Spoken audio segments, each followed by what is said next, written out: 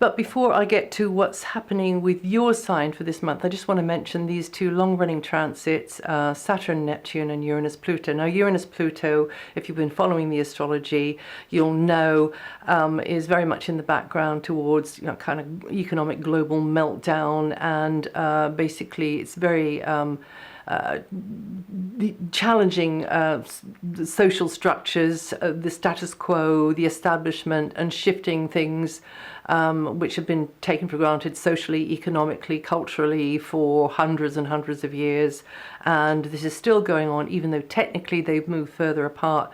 They're still pretty close. And as I've said more than once previously, it's not over till it's over. And we shouldn't be looking to think, okay, we can rest on our laurels now until we get into 2020s.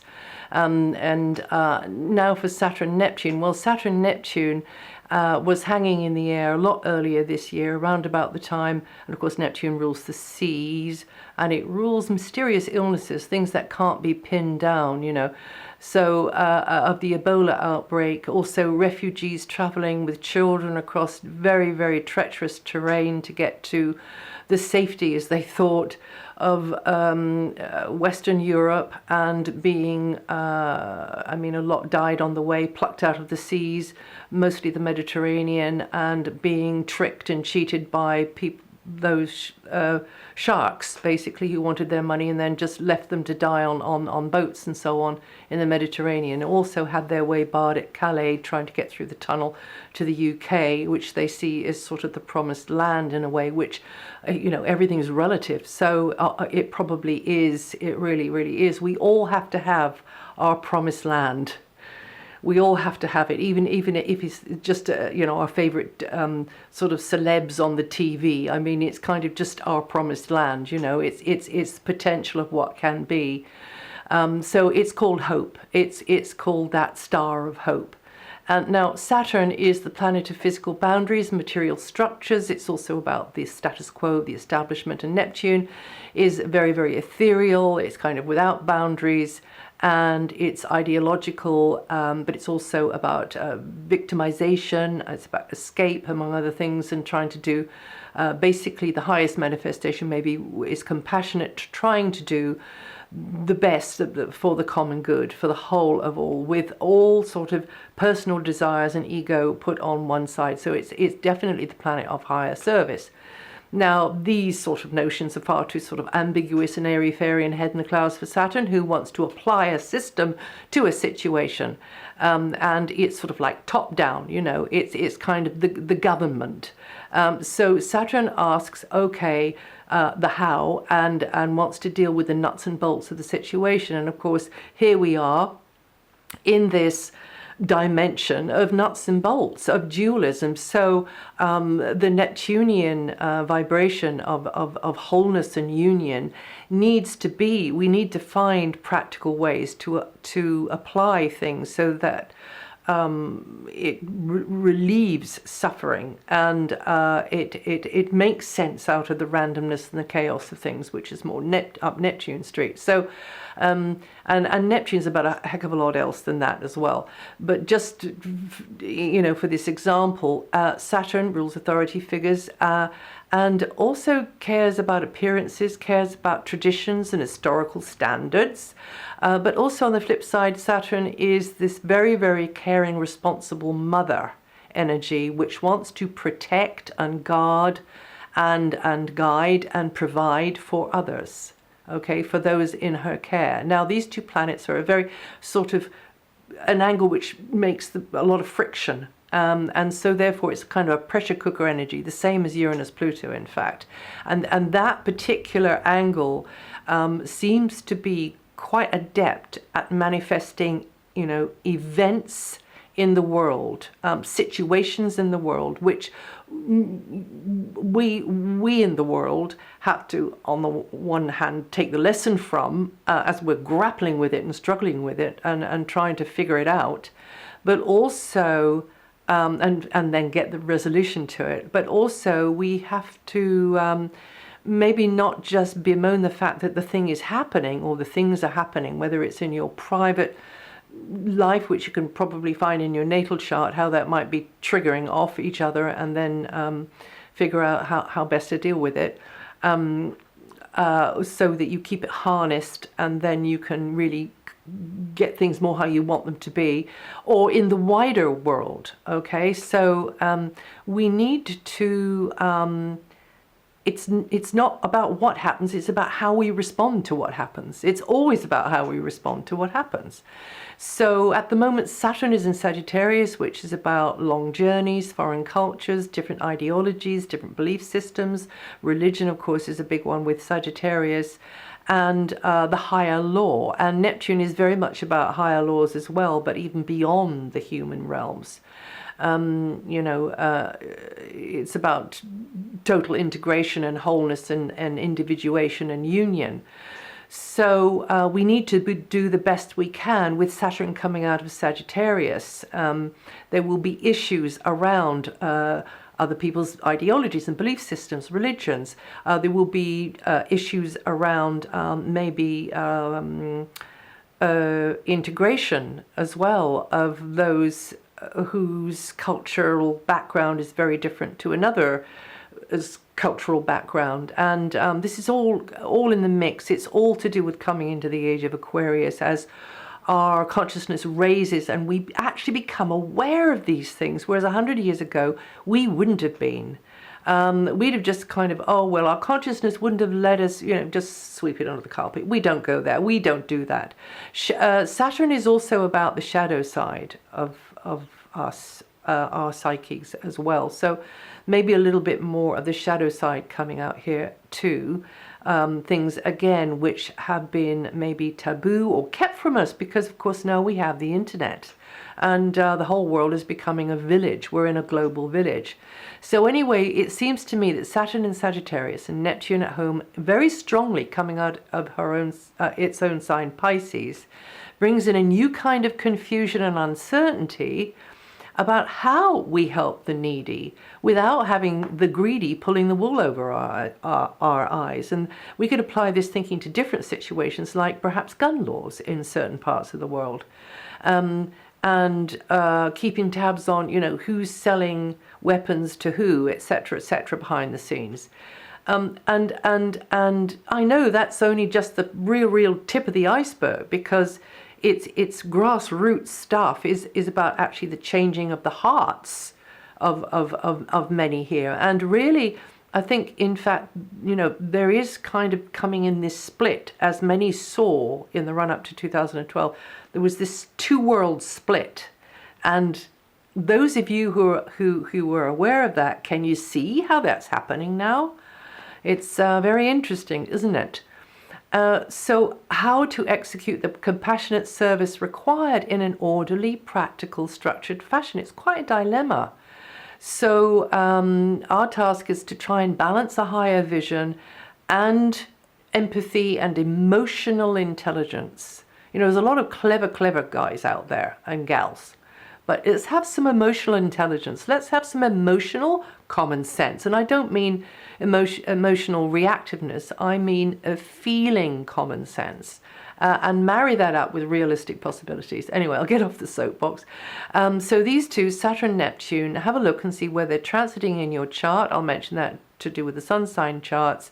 And you can even look at the house position, so see which house position they're in, and also maybe even the signs they ruled, which is Capricorn and Pisces. And it might be quite enlightening.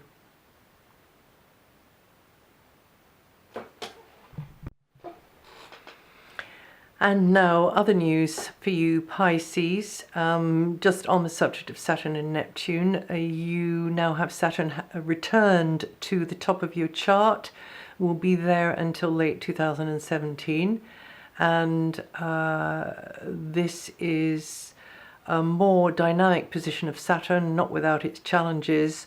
This is you in slow stages taking more seriously the mysteriousness of you and your destiny and your reason for being here, and then putting it out in some systematic way out into the world. So very much an inner identity being projected out into the world. But first of all, you've got to sort of search around for what that inner identity is if you're at that stage. If you've gotten past that stage, then it will be this steady, persevering, maybe doing some training, maybe not, maybe you've done it already, but this is the time of the harvest in a professional sense over this next 2 and a bit years.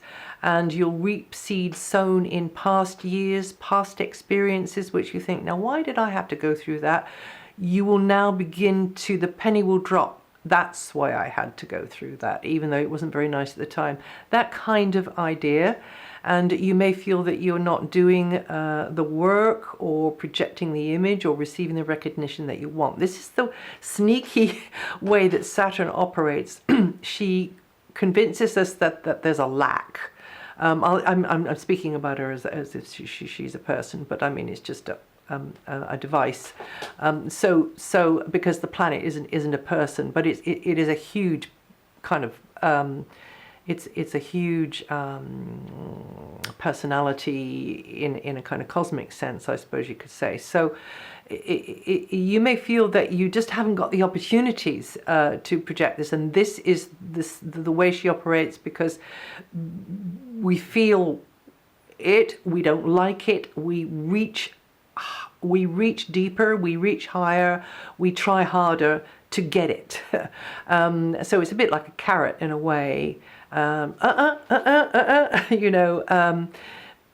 Conditions, meaning that it is quite hard to do or to be what we would like to be out there in the world. Now, this is also connected to parents. So it might be that there's obstacles in the way to you expressing what you want to be expressing, or you to finding out what it is you want to be expressing. This is also to do with bosses, it's to do with bureaucracy, it's to do with officials. This transit may also emphasize, other authority type figures. But remember, this is your time to reap the seeds that were sown in the past, for good or ill, that is, as well. And if you keep your eye on the ball, you will make progress with the master plan. And have a think back about 14 years, maybe 7 years even, or even 29 years, to get a feel of what this might be about. You Pisceans born from the 22nd to the 27th of February, or with 3 to 8 degrees rising, and feel this energy the most. And then just to mention Neptune, straight away, it's been in your sign for so many years, well, a few years, but so many years to come. And you can be feeling more that Piscean side, which really does want to be the savior, that ends up being the support, even the doormat for others. Hopefully not the doormat, but I had to mention that. And also putting others maybe on a bit of a pedestal, when really that's quite a distorted view. On the other hand, it can even mean that you put others, others are not worth even thinking about in your view. And that's, again, that can be a distorted view as well. However, if we're not sort of in that kind of crossfire, then the best way for Neptune to be manifesting would be through arts, healing, spirituality, charitable type work, altruistic, philanthropic type work, as long as you are integrating your own style and your own desires and wishes to the extent that you can. There's only so many hours in the day and so much energy and stamina that we have, and separate the needy from the greedy. So, be there with the higher service of Neptune. But your job and your responsibility over the 2 and a bit years of Saturn at the top of your chart is to not just be, everybody's prop, but is to be coming more forward with you in an individuated being in your own right, because nobody else can live your life except you. Everybody else's life is taken. You Pisceans born the 25th to the 28th of February with 6 to 8 degrees rising, going to feel this energy the most. I don't think I said that before, did I? senior moment there. Okay, now new potentials are in the wind from the Sun position, and Suns and Mercury in a very outgoing, expansive area, maybe having more connection with abroad or at a distance, correspondence, paperwork. Maybe it's to do with legal matters for some of you as well. That can be. There can be a plan, a devilish plan forming in your mind. Definitely time to think about things further afield, get out of the box, get into something new, something unfamiliar which challenges you a little bit, sign up for something. And then from the 21st and 23rd respectively, the Sun and Mercury move out of there and then go into the areas to do with authority type figures, officials, bureaucracy, and you very much driving forwards with a plan. Or a series of little plans maybe, or maybe it's one big one, and talking of driving vehicles, travel, transport, communications, paperwork, yet more paperwork, maybe sort of more official type paperwork, all of that could be on your mind. Even communications equipment could be more on your mind, or getting more of your attention. And then we have Venus and Mars as very, very strong, actually. Great. Could boost your love life, make new friends, you feeling closer rapport with someone, you being able to do business with someone. Some of you could even tie the knot, I suppose, but just enjoying somebody else's company. More likely with Venus there, and Mars is there as well, so professional or personal exchanges could be quite lively. You could be crossing swords every now and again. However, it should really end, the humor should not be too far away. It should end with a smile because of the presence of Venus, but try not to, be, rushing ahead because of somebody else's requirements. Just also try to find the balance there. Venus will help you to do that. And vice versa, being a bit over the top with somebody else and rushing them. And then from the 9th, Venus moves, from the 13th, Mars moves. They both move to the same place where you're clearing the decks for new beginnings. But there will have to be a letting go, a decluttering, a spring clean. Just generally, getting as much as you can a tabula rasa, so that this clean, pure, new state soil can exist, so that these new shoots and new green shoots can come up. And you could come up against a few pre-existing conditions or agreements or whatever. This is the area to do with legacies and inheritance as well, by the way. So you're having to be quite shrewd. You're having to be quite keeping the cards close to the chest at sometimes, or maybe it's not in a business sense. Maybe you're just having to be more sensitive and watching your step with what you say, or it could be about research. But again, this feeling of partnership, this feeling of company, this feeling of somebody holding your hand or you holding theirs. Yes, it looks it looks helpful. It also looks as though something could come in the pipeline materially to be very supportive to you, but also emotionally to be supportive to you as well. This is a good time to get maybe psychological advice. But if you want to consult with a counselor type person, this would be a good time to be doing that. And until next September, Jupiter is helping you to grow through close personal professional alliances. It's in a very good position for you, boosting again your love life. Pisceans born the 5th to the 11th of March with 15 to 21 degrees rising, going to feel this energy the most. And that's it for November. If you want to check anything, look on my website, DianaGarland.com, and I'll see you the next time.